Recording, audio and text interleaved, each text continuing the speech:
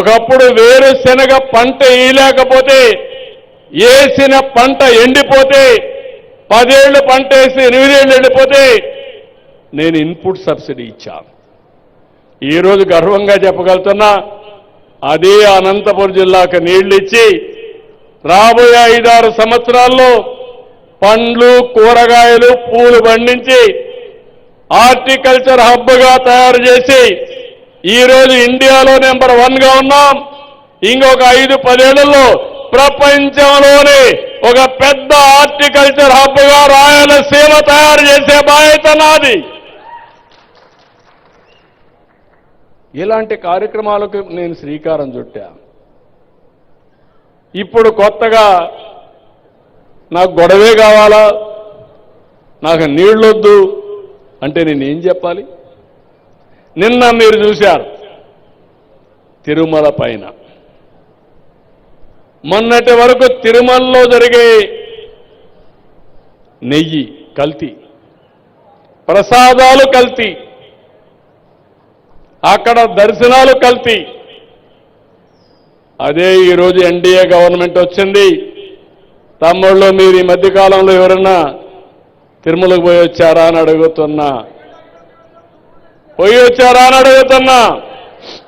పోయిన వాళ్ళకు వ్యత్యాసం కనపడిందా లేదా అని మిమ్మల్ని అడుగుతున్నా.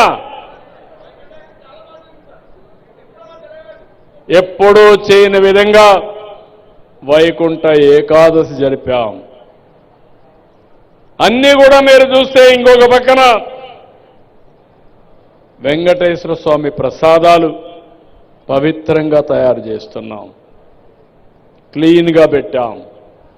ఇది చూసి భరించలేకుండా నిన్న మొన్న మీరు ఒకసారి చూస్తే మనకు కొన్ని ఆచారాలు ఉన్నాయి, కొన్ని సాంప్రదాయాలు ఉన్నాయి. ఎవరైనా సరే అన్య మతస్థులు కానీ వెంకటేశ్వర స్వామి దగ్గరికి పోవాలంటే డిక్లరేషన్ ఇవ్వాలి. వెంకటేశ్వర స్వామి పైన నమ్మకం ఉందంటే ముస్లింలు పోవచ్చు, క్రిస్టియన్లు పోవచ్చు, ఇంకొకరు పోవచ్చు. అదే ఇమ్మన్నాం. అదే ఇమ్మంటే నేను ఎళ్లరని నిలిపేసిన వ్యక్తి వెంకటేశ్వర స్వామిని గురించి మాట్లాడితే నా ఇంటి కుల దైవం పవిత్రతను కాపాడే బాధ్యత నాదని మరొకసారి మీ అందరికీ హామీ ఇస్తున్నా.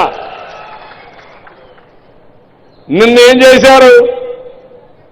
బాటిల్స్, తాగిన ఖాళీ బాటిల్ తీసుకుపోయి తిరుమల పైన పెట్టి ఇక్కడంతా కూడా మద్యం వచ్చేసిందని మన మీద బురదేయడం మొదలుపెట్టారు.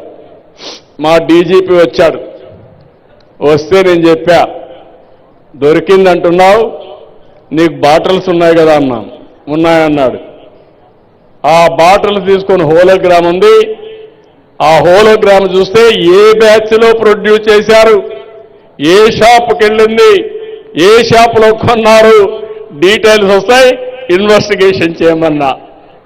దొంగలు దొరికిపోయారు, రెడ్ హ్యాండ్గా పట్టుబడ్డారు.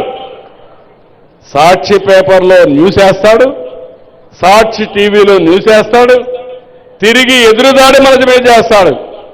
నేను చాలా అప్రమత్తంగా ఉన్నా. ఎందుకంటే నేనే ముఖ్యమంత్రి బాబాయిని చంపినప్పుడు తెల్లవారి నారాసుర రక్త చరిత్ర అయిపోయింది. ఆ రోజు నేను జాగ్రత్తగా ఉండుంటే గేమ్ ఈజ్ ఓవర్, ఇంత వచ్చే ఇబ్బంది వచ్చేది కాదు. ఇప్పుడు నన్ను మోసం చేయాలనుకుంటున్నారు. అందుకే నేను చెప్పా, డేగ కన్ను పెట్టా ఈ రాష్ట్రంలో. ఎవడు ఎక్కడ తప్పు చేసినా రెడ్ హ్యాండెడ్గా పట్టుకుంటా, తాట వలస్తాను కానీ ఎవడిని వదిలిపెట్టను. ప్రజా రక్షణ కోసం చేయాలన్నా లేదా తమ్ముళ్ళు? ఏమమ్మా చేయాలన్నా లేదా తల్లి? రాష్ట్రాన్ని సర్వనాశనం చేశారు.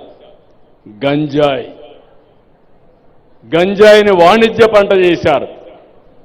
నేను ఆ రోజు కూడా మీకు ఒక మాట చెప్పాను, ఏ సమస్య అయినా పరిష్కారం చేస్తాను కానీ గంజాయికి అలవాటు అయిపోతే అలాంటి చేయడం చాలా కష్టం.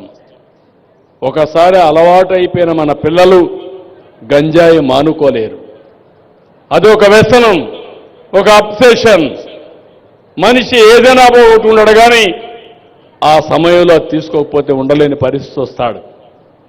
అలాంటి రాష్ట్రాన్ని భ్రష్టు పట్టించి ఇప్పుడు నేను ఒకటే పెట్టాను, డేగ కన్ను పెట్టా, దాని మీద కూడా ఈగలను పెట్టి ఒక వ్యవస్థను పెట్టి మెర్సిలెస్గా కొడుతున్నా.